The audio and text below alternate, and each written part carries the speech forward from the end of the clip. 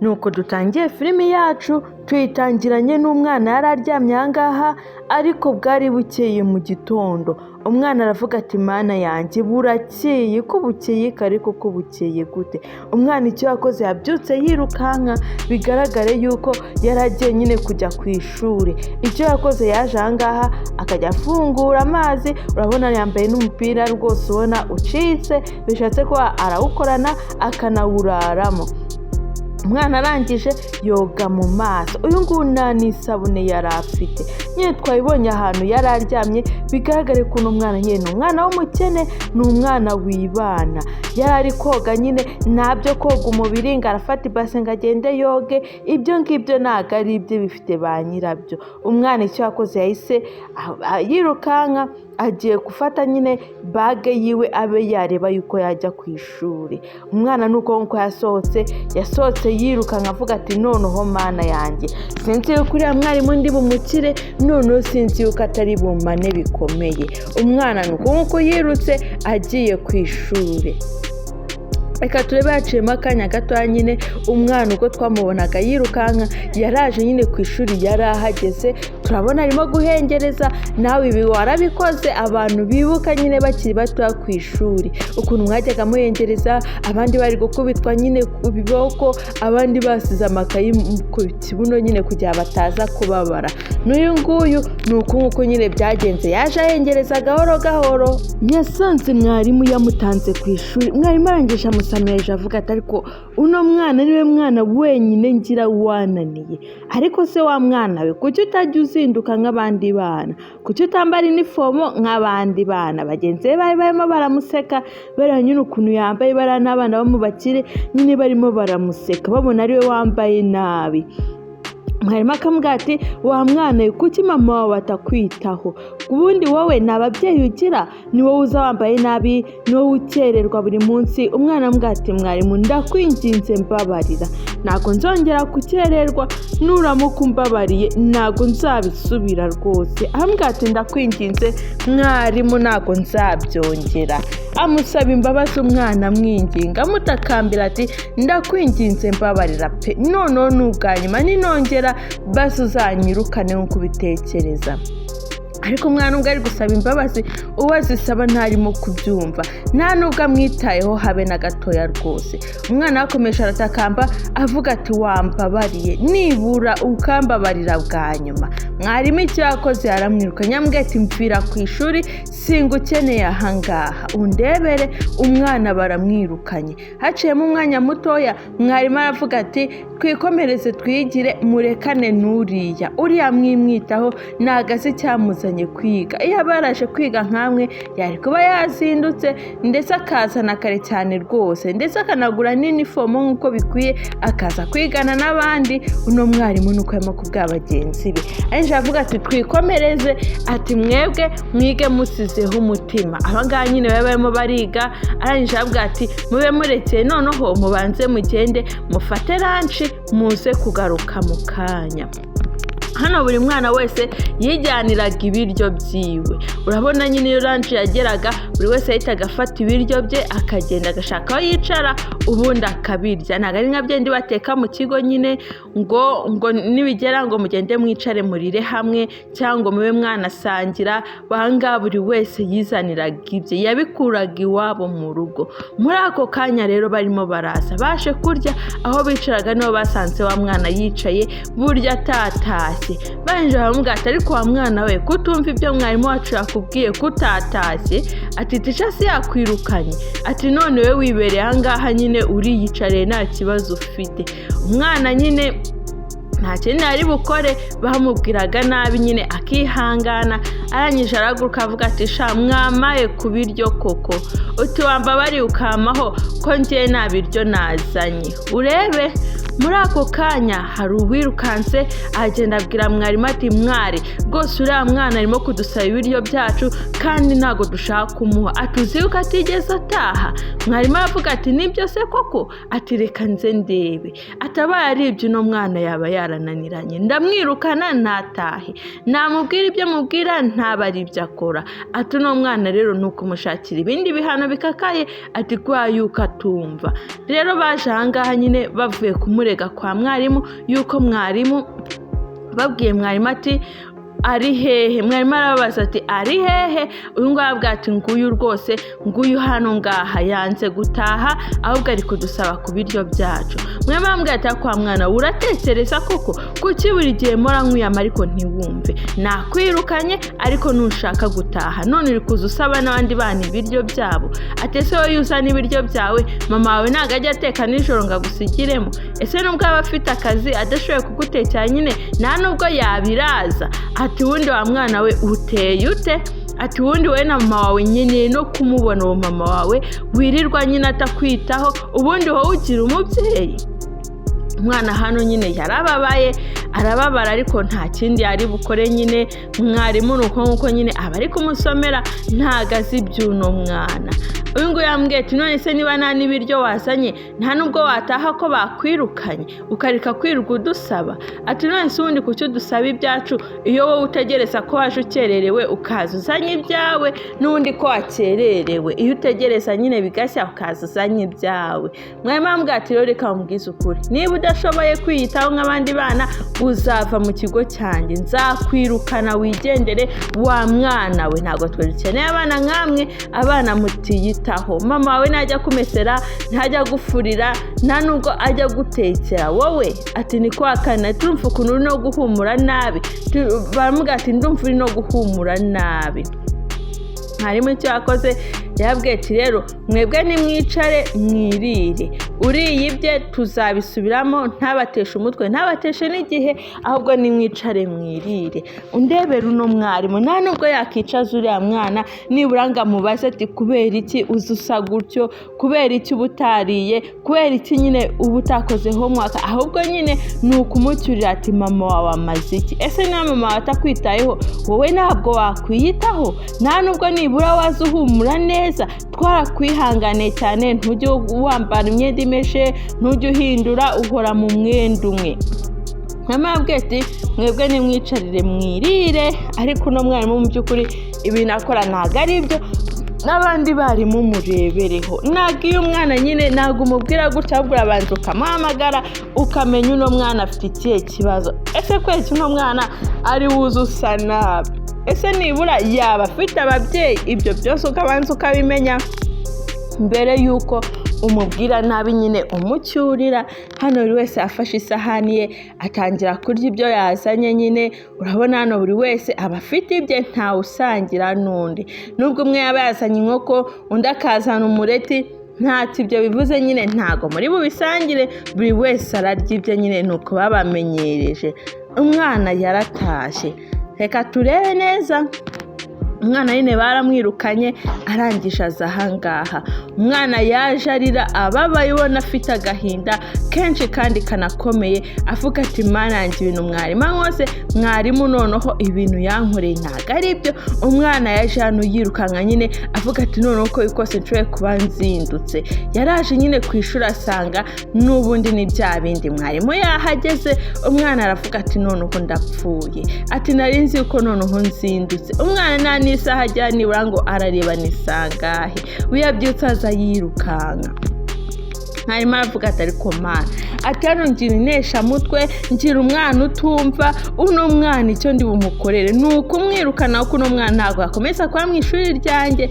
Yambwiye ati wacyana we rero, ndumva noneho nkurambiwe, ndumva umaze kurambirana. Ati icyo ngiye kugukorera, ugiye kuza ahangaha abanyeshuri bakuririmbire baguserereze kugira ngo n'ubutaha utazongera. Abana barimo barigira imibare nyine, teacher arimo kugenda akosora umwe umwe. Ati none wowe nibuje, ati buse kuje amasaha agiye, niba dutangira saa moya ukabuje saa 4 ubwo ugiye kwiga iki? Ubwo wowe ugiye kwiga iki niba uje imibare ndi kwirangiza? Ati nubwo waba ufite ubwenge bungana gute se, ibyo nize ibyo nigishije udahari urumva wabifata? Urebe icyo mbwambwe ati ngwino rero winjira ahangaha, bano bana babanze bakunyuzure. Umwarimu yamuzanye hano imbere, arangije abwira abagenzi bati mwebwe ni mu muririmbire ya ndirimbo imusebya nyine, ituma nyine yisubiraho. Abana batangira baramuririmbira bakajya bamuririmbira ati nguwo ati ntabwo azi kwitaho ibiki n'ibiki, nyine bafite indirimbo bahimbye. Uno mwana niyo bajya bamuririmba, nyine ni indirimbo ibabaje, bafite amagambo arimo mabi nyine akomeretsa asesereza. Nuko nguko nyine umwana barayiririmbye yumva agahinda nyine karamwica, ariko uno mwana ntafite umwana n'umwe nibura umwitayeho, ntabwo ibyo ngibyo babyitayeho, nta nubwo mwarimu we nibura amwitayeho. Bamaze kuririmba bamubwira ati ngaho genda rero, nizere yuko ejo uzisubiraho. harimo nyine yabikoraga nk'umuntu uri kumukebura, ariko mu by'ukuri ntago azi agahinda uno mwana afite. Niyo mpamvu uba ukwiye guhamagara umwana ukamubwira ati ko mbona umeze gutya na gutya, ese ko wicara umeze gutya na gutya ni ukubera iyihe mpamvu? Nibura ukabimenya, ukamenya uno mwana nta babyeyi agira, ukamenya n'uko umwitwaraho ndetse n'uko uri bumugenze gahoro gahoro. Umwarimu rero ahita amubwira ati noneho abandi basanye homework zabo, nawe zani yawe. Aravuga ati mwese nizeye yuko namaze kubakosora. Ati nabakosoye, ati nuriya rero noneho nazane homework yiwe nawe mukosore ndebe saba yakoze ibiki. Ati cyangwa naniyo wakoze, ati waba wakoze homework wa mwana we? Utireka nkubwire, ati buriya wayikoze? Ati cyangwa nayo wakoze urataha ukiryamira ukajya kuzerera? Ati ubwo siko kazi kawe? Ati nakubwiye ngo zana homework yawe. Ati se kumeze nkaho utarimo kunyumva? Ati ubwo koko waba wayikoze? Abandi bose niba nabakosoye, wowe nihe mpamvu ni ugazana homework yawe ndebe ibyo wakoze maze nawe ngukosore? Ati kubera yuko ino homework nzayishyira hano ngaha maze neranya amanota yanyu. Uti rero niyo mpamvu ukwiriye kuyizana. Kana kigunze rwose kameze nkaho nayo yakoze. Urabona ukuntu umwana ameze hano ngaha yigunze, ariko byo uno mwarimu nawe wabona murenganyije. Umwana azakererewe, umwana nakora homework, umwana ntago yambara uniforme, wowe uri mwarimu wakora iki? Ariko nyine ikosa nawe yakoze hano rikomeye nuko atigeze nibura muganiriza ngamubwira uti se wa mwana ufite ikihe kibazo? Ariko mwe mwamamaga mbwa ati wazanye nkagukosora, nihe mpamvu utari kuzana homework yawe ngo mbe nagukosora? Arambwira ati se ubwo koko waba wayikoze wa mwana we? Atako wa mwana umaze no kunanira. Kuki buri gihe nkubaza icyo mama wawe amaze, nkuki utajya ukimbwira? Ese mama wawe yaba amaze iki?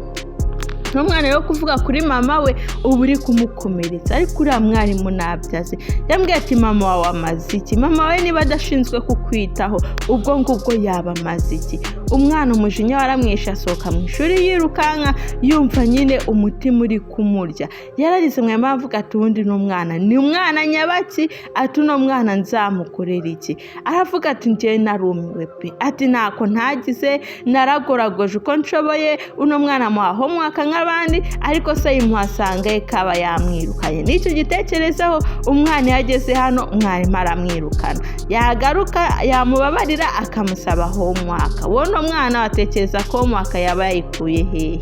Uno mwarimu rero nibyakoreraga uno mwana akajya musaba n'ibyo adafite. Anje avuga ati rero mwabana mwe ndabinginze, hari ahantu ngiye kujya mfite uruhushya. Ati mwebwe icyo muri bukore, muri buze gukora ya homework nabahaye nabasigiye, noneho nzagaruka kuwa mbere munyikosore ndetse nandike n'amanota kugira buri wese azamenye ngo ahagaze gute. Rero mwabana mwe murabizi tugeze muri weekend. Ati kandi weekend mugomba gukora cyane, ndabahereza homework ndetse mbahereza homework nyinshi, mugende muyikore neza kandi muyikore muyitayeho. Uyikora neza akazayitsinda amanota yazazamuka, ariko nuyikora nabi abazatsindwa. Ati rero nimugende mubyiteho ibyo mbabwiye. Abana rero barishimye, avuga ati Imana ishimwe no munsi dutashye kare. Buri abana benshi nubwo babiga muri kaminuza bakunda konje,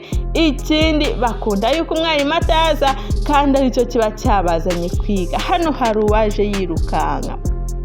aje ahangaha aje yiruka arimo kurira. Twayibonye nyine mwarimu yamubwiye amagambo amusesereza. Umwana icyo yakoze yaje hano ku irimbi araza arahicara nyine arimo kurira avuga ati mana yanjye mwarimu ari kunsesereza. Mwarimu yari ari kumukomeretsa nyine. Mwarimu yamubwiye amagambo atari meza amubwira ati ariko wacyana we ubundi ni ukugeza ryari, narakugoragoje ariko ntiwumva.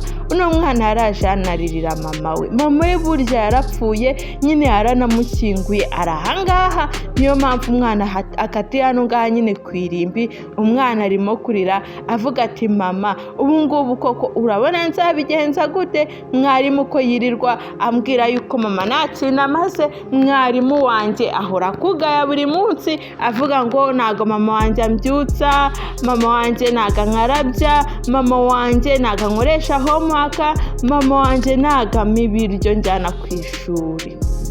Ambwira ati rero mwarimu yakugaye, niyo mpamvu nifuza yuko rwose noneho waza mama ukabinkorera nanjye ukanyitaho nk'abandi bana, nk'uko abandi bana nyine ku ishuri babitaho, nanjye nibura ukaba wanyitaho. Ntago ngira uwo kwiyitaho, ntago nzi kumesa kwa yuko nta mafaranga ngira ngo nibura ngura isabune, guteka ntago mbizi, nta nubwo mfite n'ibyo nateka. Ati mama nta nubwo nibura nabishobora kubifatikanya, buri munsi ndakererwa ku ishuri kubera kuryama ninze kubera agahinda, narangiza nkanabyuka kare nyine nkagera ku ishuri nkasanga batangiye kwiga mwarimu akantonganya. Mwarimu buri munsi arantonganya mama wanjye ntago nyiga. Umwana byose afite agahinda arimo kubitakira mama we. Ambwira ati rero nanjye ku ishuri sinzasubirayo ahubwo ngiye kuza twibanire hano. Umwana niko ari kubwira mama we, ariko mbwira ati noneho mama kubera yuko mbona bigoye ishuri ngiye kurireka inze ngiye nawe twibanira ahangaha, wenda we wibereye mu mahoro, niza nkakuba hafi nkakuba iruhande, wenda nta kibazo nzigera ngira. Umwana yararize amaze kuranyina agahinda yumvishe haraho kamugesheje ananiwe araryama yiryamira ahangaha. Umwana nta n'ubwoba afite. Mwarimu yamubwiye amagambo menshi kandi amusesereza amubwira ati mama wawe amaze iki? Kweki mama watakwitaho? Kuki mama wateka ntagusigariza ibyo kurya? Tugarutse ahangaha ku rundi ruhande, wa mwarimu burya yamakubwa abanyeshuri mugende mwiteho, kumbi yaragiye kuza kwibuka nawe hari uwo yaraje kwibuka. Aza hano ku irimbi aje kwibuka ndetse yari afite n'ururabo nyine azanga bigaragare ko avuye ku ishuri ahita akatira ku irimbi kuko urabona n'ibitabo aracyabifite. Akireba hirya gatoya hari uwo yabonye. Uno mwarimu hari uwo yabonye, yaje amwegera gahoro gahoro nyine arimo kuvuga ati no myenda n'umwana yambaye ko numva nyizi, hari aho nayibonye. Ati se ubu yaba ari we uri ahangaha? None se yaba ari we n'iki cyaba cyamuzanye ahangaha? Nawe ibingibi wabyibaza kubera iki uno mwana ari ahangaha? Kubera iki nyine yavuye ku ishuri akaza akaryama hano? Uno mugabo yaje amwegera ambwira ati umva nkubwire yewe Fiyete, ariko Fiyete yaryamye nyine agatotsi kamutwaye ntago arimo kumva, ariko haciyemo akanya gato nyine yarakangutse arabyuka nyine aricara. Amaze kwicara urareba nyine yarebye abona ni mwarimu. Mwe mamubaza ati we ngwereza homework ntuyikora ukaza hano? Ambwira ati kubera iki uri ahangaha? Yewe Fiyete kuki buri munsi unaniza? Kubera iki unaniza? None se hano waje kuhakora iki? Nibura ahangaha se uhagira akazi mvuge yuko ariho ukora? Arambwira ati hano waje kuhakora iki? Fiyete nyine yararize arambwira ati rwose mwarimu ahangaha niho mama wanjye aba, ahangaha niho nashyinguye mama, niho yibera. Ati rero naje kumbwira yuko nyine buri munsi uhora umugaya umuvugaho yuko atama ibyo kurya, atanyitaho, ndetse yuko atanankoresha homework. Ati byose naje kubimubwira, mubwire yuko mwarimu wanjye amugaya nibura abe yakwisubiraho, ndebe yuko yaza akajya mbyutsa akankoresha homework akama n'ibyo kurya nyine nkabizana ku ishuri, ndetse akajya nanzindura cyane kare nkagutanga no ku ishuri. Uno mwarimu yarabyumvise ababaramo aravuga ati Mana nyagasani. Aramubwira ati se burya koko mama wawe ntawe ugira? Aramubwira ati kweki utabimbwiye kera kose, kuki utigeze umbwira yuko utagira ababyeyi? Uno mwarimu natangiye kwicuza amagambo yajyaga abwira uno mwana. Aramubwira ati noneho se kubera utigeze ubimbwira, ati nibura mbimenye ndeka kugucyurira. Umwana nawe yambwiye ati rwose mwarimu ntabwo wigeze umpa umwanya, ahubwo buri munsi uko wambwiraga wabaga uri kumbwira nabi unserereza umbwira amagambo akomeye, ntabwo wigeze nibura umpamagara ngo unyegereze maze nkubwire agahinda kanjye. Uno mwana nuko nkuko arimo kubwira mwarimu, aramubwira ati iteka ryose wahoraga ugaya mama, niyo mpamvu naje kubimubwira. Ati kandi nawe ntabwo wigeze umpa umwanya nibura ngo nkubwire yuko nta mama ngira, ahubwo umbwira amagambo mabi ankomeretsa, umbwira yuko nyine mama wanjye nta kintu amaze. Ati ibyo byose bikantera agahinda.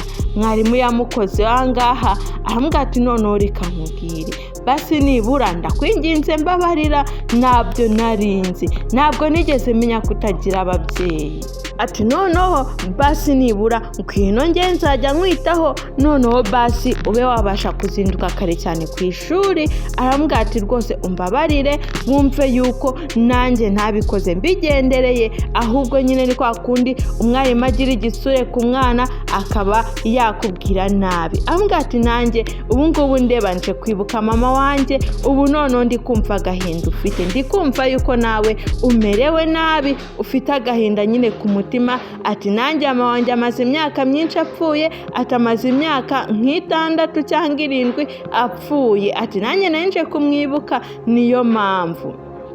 Uti rero ati nawe ndi kumva agahinda mfite mama wanjye uko nyine yagiye, nkumva agahinda ufite. Umwana ahangaha nyine akomeje kurira, noneho yarakomeje nyine kumva kuvuga ati mama noneho akumva biri kurushaho, umutima uri kurushaho kumurya. Ariko uno mugabo arambwira ati noneho wowe ngwino tugende njyewe nje nkwitaho, ntabwo uzongera kugira ikibazo ukundi, ahubwo nzankwitaho mbe nagufasha. Ariko nubwo ari kubimubwira yabonye umwana atabyita, aramubwira ati sawa rero reka mbanze njye hariya hirya, ubwo ngubwo uraza kumbwira umwanzuro wafashe, niba wemera ko njyana nawe, niba utabyemera. Umugabo rero yarigendeye, nta mpamvu zo kwinginga umwana, yanavuze ubundi umwana utari uwanjye ndaba mwingingamo ibiki. Umugabo arigendera, umwana asigara ahangaha. Umwana afite agahinda gakomeye. Ese uno mwana agahinda azagakizwa nande? No mugabo ni umugabo utarigeze agira umutima nibura habe na mukeya. Icyo yakoze yaraje ahangaha nyine yibuka mama we, ahanje avuga ati mama rwose ndibuka ibyiza byose wankoreye, ndibuka yuko wanyitayeho nk'umwana wawe. Ahatereka ururabo, aravuga ati noneho reka nigendere, ibyo uriya mwana ntago abyitayeho habe na gatoya. Hari abantu benshi batagira imitima yo gufasha, waba uri umwana cyangwa uri mukuru, ariko ibi ntago bikwiriye. Nyine umuntu mukuru, umuntu w'umugabo nk'uyu nguyu, ese abaye ari nk'umwana we yakishimira kumubona ameze gutya? Icyo yakoze yarahindukiye we arigendera. Ni nahanga turangirije filimi yacu, ndetse na ba nyirayo niho barangirije. Nakunguko yarangiye, ariko mw'abantu mwe mukuremo isomo kandi mujye mubasha no gufasha ababaye nabo mubite.